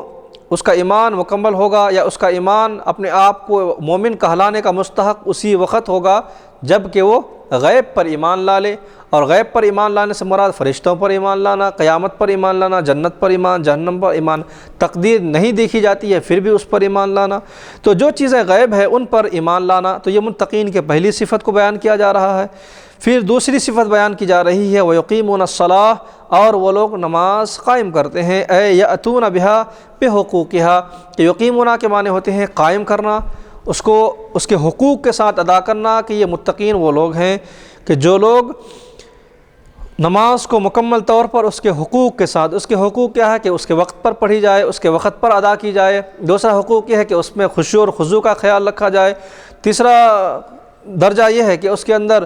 اور جو ہے اعلیٰ صفت دل کی کیفیت بالکل اللہ کی طرف لو لگائے ہوئے ہو۔ تو ان تمام چیزوں کو مد نظر رکھتے ہوئے اگر کوئی شخص نماز پڑھ رہا ہے تو اس کو کہا جائے گا مقیم الصلاۃ، کہ وہ نماز کا قائم کرنے والا ہے۔ تو متقین در حقیقت وہ نماز ادا کرتے ہیں، یأتون بها بحقوقها، کہ نماز کو اس کے تمام حقوق کے ساتھ ادا کرتے ہیں، اس کے اندر وقت بھی آ گیا، اس کے اندر نفاست بھی آ گئی، اس کے اندر جو ہے اس کے دل کا تقویٰ بھی آ گیا، اس کے دل کی کیفیت بھی آ گئی، گویا کہ ہر چیز جو نماز سے ریلیٹڈ ہے، نماز سے منسلک اور متعلق ہے، وہ تمام چیزیں اس کے اندر شامل ہیں۔ وَمِمَّا رَزَقْنَاهُمْ يُنْفِقُونَ، اور متقین کی تیسری صفت بیان کی جا رہی ہے کہ یہ وہ لوگ ہیں کہ جن کو ہم نے دیا تو وہ لوگ خرچ کرتے ہیں۔ مما رزقناہم، جو کچھ ہم نے ان کو دیا ہے، اعطیناہم، ہم نے ان کو عطا کیا ہے، ینفقون، خرچ کرتے ہیں، فی طاعت اللہ، اللہ کے طاعت میں۔ یہاں پر مراد لیا جائے کہ اگر اموال خرچ کرنا یہ بھی صحیح ہے، تو رب تعالیٰ نے فرمایا کہ جو کچھ بھی ہم نے ان کو دیا ہے، ان متقین کو دیا ہے، وہ خرچ کرتے ہیں۔ تو اللہ کے عطا کردہ چیزوں پر خرچ کرنا متقین کی یہ تیسری صفت ہے کہ وہ لوگ اللہ نے جو بھی ان کو عطا کیا، اگر علم دیا تو علم خرچ کریں، مال دیا تو مال خرچ کریں، شہرت دی تو اس کے ذریعے سے وہ دین اسلام کا کام کرتے ہیں، طاقت دیا تو اس کے ذریعے سے وہ اللہ کام کرتے ہیں۔ تو بہرحال رب تعالیٰ نے جن جن چیزوں سے ان کو نوازا ہے، ان چیزوں پر وہ لوگ خرچ کرتے ہیں اور خرچ کر کے اللہ کو راضی کرتے ہیں۔ تو اللہ کی اطاعت اور اللہ کی فرما برداری میں اللہ کے عطا کیے ہوئے سے جو بھی ان کے پاس ہے اس کو وہ خرچ کرتے ہیں۔ تو متقین کی یہ تیسری صفت کا ذکر ہوا۔ اس کے بعد جو ہے کہا جا رہا ہے کہ اور اس کی چوتھی صفت کا ذکر ہو رہا ہے کہ والذین یؤمنون بما انزل الیک، اور ان کی صفت یہ ہے کہ وہ لوگ ایمان لاتے ہیں اس پر جو کچھ آپ پر نازل کیا گیا ہے، یعنی قرآن مقدس پر، قرآن پر، حضور صلی اللہ علیہ وسلم پر جو چیزیں بھی نازل کی جا رہی ہیں ان تمام پر وہ متقین ایمان لاتے ہیں۔ یعنی منزل من اللہ، آسمان سے جو کچھ بھی اللہ تبارک و تعالیٰ اپنے نبی پر، اپنے حبیب پر اتار رہا ہے بذریعہ وحی و شکل قرآن، ان سب پر جو ہے وہ ایمان لاتے ہیں۔ اتنا ہی نہیں بلکہ قرآن کے ایمان کے ساتھ ساتھ ما انزل من قبل کا، قرآن سے پہلے جو کتابیں اتر چکی ہیں، جو صحیفے اتر چکے ہیں، جو کتابیں نازل ہو چکی ہیں، ان پر بھی وہ لوگ ایمان لاتے ہیں، ان پر بھی ان کا ایمان ہے، جیسا کہ تورات ہے، والانجیل، اور انجیل ہے، وغیرہما، ان دونوں کے علاوہ جو اور کتابیں ہیں ان سب پر وہ ایمان لاتے ہیں۔ تو متقین کی جو چوتھی صفت ہے وہ یہ ہے کہ وہ قرآن پر بھی من وان ایمان لاتے ہیں، اور تورات اور انجیل اور دیگر آسمانی کتابوں پر بھی وہ ایمان لاتے ہیں۔ وبالآخرۃ ہم یوقنون، اور متقین کی پانچویں صفت بیان کی جا رہی ہے کہ وہ لوگ آخرت پر یقین رکھتے ہیں۔ آخرت یعنی قیامت پر ان کا یقین ہے۔ قیامت کا پر یقین اس لیے ذکر کیا گیا کہ در حقیقت زندگی کا تمام اعمال کا دار و مدار، تمام چیزوں کا دار و مدار آخرت پر ہے۔ آخرت جتنا یقین ہوگا اس قدر اس کی زندگی اتنی ہی جو ہے مستحکم ہوگی۔ آخرت کا یقین مستحکم کے معنی ہے کہ وہ زندگی جب گزارے گا آخرت کو یقین کرتے ہوئے تو وہ سنبھل کر زندگی گزارے گا، قدم قدم یقین کے ساتھ۔ اگر آخرت پر اگر اس کا یقین ہے تو اس کی زندگی بڑی ہی جو ہے قدم قدم پھونک پھونک کر وہ چلے گا کہ کہیں اس کی وجہ سے میری آخرت خراب نہ ہو جائے۔ یعنی زندگی کے ہر کام کا مطمع نظر اور مقصد اس کام کا سب سے پہلے اس کی آخرت ہوگی کہ آخرت کے کہیں رائیگاں نہ ہونے پائے۔ تو جو لوگ متقین ہیں ان کی 5ویں صفت بیان کی گئی کہ وہ لوگ آخرت پر یقین رکھتے ہیں۔ یقین اس چیز کا نام ہے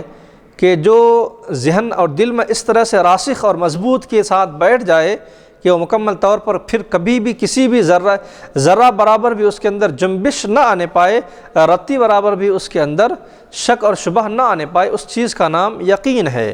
تو یقین اسی چیز کا نام ہے کہ جس کو کہا گیا کہ اس کے دل میں ذرا برابر وسوسے نہ آئے اور اس کے دلوں میں ذرا برابر بھی شک اور شبہ نہ آنے پائے۔ جیسا کہ غزوہ احد میں مسلمانوں کو اگر بظاہر شکست ہو گئی تو یہود و نصارہ اہل ایمان کو مخاطب کر کے کہتے تھے، جیسا کہ حضرت عمار بن یاسر رضی اللہ تعالیٰ عنہ کا کہتے تھے کہ اگر مسلمان حق پر ہوتے تو ضرور وہ غلبہ پاتے، وہ ضرور کامیاب ہوتے۔ اگر مسلمان کو نقصان پہنچا ہے، جنگ احد کا نتیجہ جو تمام ساری کائنات جانتے ہیں، سب لوگ جانتے ہیں کہ مسلمانوں کو ابتداءً کامیابی ملی، پھر بعد میں انہیں نقصان اٹھانا پڑا، جس میں 70 صحابہ شہید ہو چکے۔ تو عمار بن یاسر رضی اللہ تعالیٰ عنہ کو چند یہودی مل کر کہتے ہیں کہ اگر آپ کا دین صحیح ہوتا، مذہب صحیح ہوتا تو یقیناً فتح اور غلبہ آپ کو ملتا، تو ناکامی ملی اس کا مطلب کہ صحیح نہیں ہے۔ تو حضرت عمار بن یاسر رضی اللہ تعالیٰ عنہ نے جواب دیا کہ ہم نے قرآن پر ایمان لایا اور اللہ کے نبی پر ایمان لایا، آخرت پر ایمان لایا اور جنت و جہنم پر ایمان لایا، اور ہم اس بات کو یقین کرتے ہیں کہ جتنے بھی مسلمان ہیں وہ سب ہمارے بھائی ہیں۔ یہ تمام چیزیں میرے دل میں اس طرح سے مستحکم طور پر اور مضبوطی کے ساتھ میرے دل میں یہ باتیں بیٹھ گئی ہے کہ اگر ساری دنیا کے لوگ بھی وہ باتوں کو میرے دل سے نکالنا چاہے تو وہ نکل نہیں سکتا ہے۔ تو اس کو کہا جاتا ہے کہ اعلیٰ درجے کا یقین۔ یہ اعلیٰ درجے کا یقین انہیں صحابہ اکرام کو حاصل تھا، اور صحابہ اکرام کے بعد جو ائمہ مجتہدین ہیں یا اہل اللہ ہیں، جو نیک اور صالح صفت بندے ہیں، یہ ان کو یہ درجہ حاصل ہوتا ہے۔ جب تک یہ صفت حاصل نہیں ہوگی وہ اعلیٰ درجے کے متقین نہیں ہو سکتے ہیں۔ صحابہ کے بعد تابعین، بالکل یہ زمانہ خیر القرن، حضور کا زمانہ بہترین زمانہ، اس کے بعد یعنی ہر زمانے میں جو لوگ آئے ان کے دل کی کیفیت کے اعتبار سے ان کے دلوں میں یقین اور ایمان بالکل مستحکم اور محکم کے ساتھ ان کے دلوں میں یہ بات راسخانہ طور پر ان کے دلوں میں یہ بات جاگزی ہے کہ اس کے اندر رتی ذرہ برابر بھی ان کے دلوں میں شک اور شبہ کی گنجائش نہیں ہوتی تھی۔ حالات کس طرح بھی ہو جائے لیکن وہ لوگ اس کے اندر ان کے پیروں پہ ذرہ برابر بھی جنبش نہیں آتی تھی، پیر لڑکھڑاتے نہیں تھے ان کے پیر، ہر حال میں وہ ثابت قدمی کا مظاہرہ کرتے تھے۔ تو یہ 5 صفتوں کے بعد اللہ تبارک و تعالیٰ نے ان کے وعدے کا اعلان فرمایا کہ جب یہ 5 صفتیں جن کے اندر ہوں کہ غیب پر ایمان لائے، نماز ادا کرے، خرچ کرے، جو بھی اللہ نے اس کو دیا ہے وہ خرچ کرے، پھر اس کے بعد وہ قرآن پر، اصحاب کا کتابوں پر ایمان لائے، پھر اس کے بعد آخرت پر یقین رکھے۔ تو یہ 5 صفتیں جس کے اندر ہو تو اللہ تبارک و تعالیٰ نے اس کے لیے یہ اعلان کا وعدہ فرمایا، اولئک الموصوفون بما ذکر، جو ذکر کیا گیا ان کے متعلق یہ بات ہے کہ اولئک یہ وہ لوگ ہیں جن کا ذکر ہوا علی ھدی من ربہم، یہ اپنے رب کی طرف سے ہدایت پر ہیں، یعنی جن کے اندر یہ 5 صفتیں ہو اللہ تبارک و تعالیٰ اس کے ہدایت کی ذمہ داری لے رہا ہے۔ تو پروردگار عالم ذمہ داری کے ساتھ پروردگار عالم یہ کہہ رہا ہے کہ میں اس کے ہدایت کا ذمہ دار ہوں، گویا کہ وہ اللہ اپنے رب کی طرف سے ہدایت پر قائم و دائم ہے۔ یہ کون لوگ ہیں؟ جن کے اندر یہ 5 صفتیں ہو اور وہ جو 5 صفتیں بیان کی جا چکی ہیں۔ تو جن کے اندر یہ صفات ہوں گے تو اللہ تبارک و تعالیٰ اس بات کا ضامن ہے کہ وہ ہدایت پر ہے، یعنی وہ سیدھا سیدھا راستہ چل رہا ہے اور صحیح صحیح زندگی گزار رہا ہے، اور ان کا مطمع نظر بالکل اللہ اس کا رسول ہے اور دین اسلام ہے، وہ ہدایت پر ہے، اور ہدایت پر ہونے کے بعد اس کا نتیجہ کیا نکلے گا؟ وَأُولَٰئِكَ هُمُ الْمُفْلِحُونَ، یہی وہ لوگ ہیں، صرف یہی لوگ ہیں جو کیا ہوں گے؟ کامیاب ہونے والے ہیں، اور اللہ تبارک و تعالیٰ انہیں کامیابی کی ضمانت دے رہا ہے کہ یہ 5 صفتیں اپنا لو تو اس کی زندگی اللہ کی طرف سے ہدایت پر ہے، پھر اس کے بعد وہ کامیاب ہو جائیں گے۔ کامیاب کس طرح سے؟ الفائزون بالجنہ، سب سے بڑی کامیابی کو بھی ذکر کیا گیا۔ سب سے بڑی کامیابی کیا ہے؟ کہ انسان جنت میں چلا جائے، یہ سب سے بڑی کامیابی ہے، سبحان اللہ، اور جہنم سے بچ جائے، یہ کامیابی ہے۔ تو اللہ تبارک و تعالیٰ نے بڑی کامیابی کا ذکر فرما دیا تو چھوٹی چھوٹی کامیابی اس کے اندر خود بخود شامل ہو گئی۔ جب بڑی چیز کا تذکرہ کر دیا جاتا ہے تو چھوٹے سے چھوٹی چیزیں جو اس کے اندر خود بخود شامل ہو جاتی ہے۔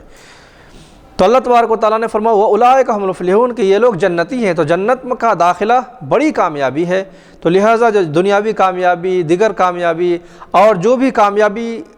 کا جو مفہوم ہمارے ذہن میں بیٹھا ہوا ہے، تو ہر طرح کی جائز کامیابی اس کے اندر شامل ہے کہ بڑی کامیابی تو اس طور پر کہ وہ جنت میں داخل ہوگا، اور چھوٹی چھوٹی کامیابی تو وہ ہے کہ جو اس کے ذہن میں ہے، جائز طور پر اللہ تبارک و تعالیٰ ان کے ذہنی طور پر جو جائز کامیابی چاہ رہا ہے، اللہ اسے بھی اس میں بھی کامیاب کر دے گا اس کو۔ تو ان 5 چیزوں کے برکت سے دنیا میں بھی کامیابی اور آخرت میں بھی کامیابی، تو یہ 5 صفتیں جس کے اندر ہو،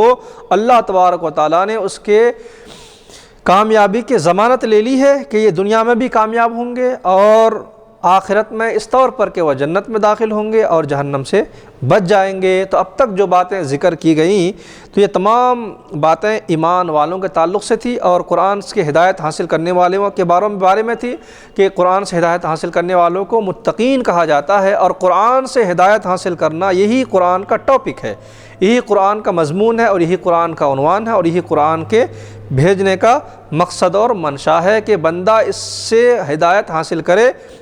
اور ہدایت حاصل کرنے والے بندے متقین ہوتے ہیں۔ متقین کی صفات یہ ہوتی ہے، ان صفات کے بعد ان کا نتیجہ اللہ تبارک و تعالیٰ نے اس طور پر بیان فرما دیا۔ تو آج کے درس میں اتنی باتیں کافی سمجھتا ہوں، انشاءاللہ اگلے درس میں مزید بحث ہوگی اور مزید انشاءاللہ تعالیٰ اس کی تشریح اور تفصیل ہم آگے شروع کریں گے۔ رب تعالیٰ سے دعا ہے کہ پروردگار عالم ہماری اس کوشش و کاوش کو شرف قبولیت عطا فرمائے، آمین یا رب العالمین، والحمدللہ رب العالمین۔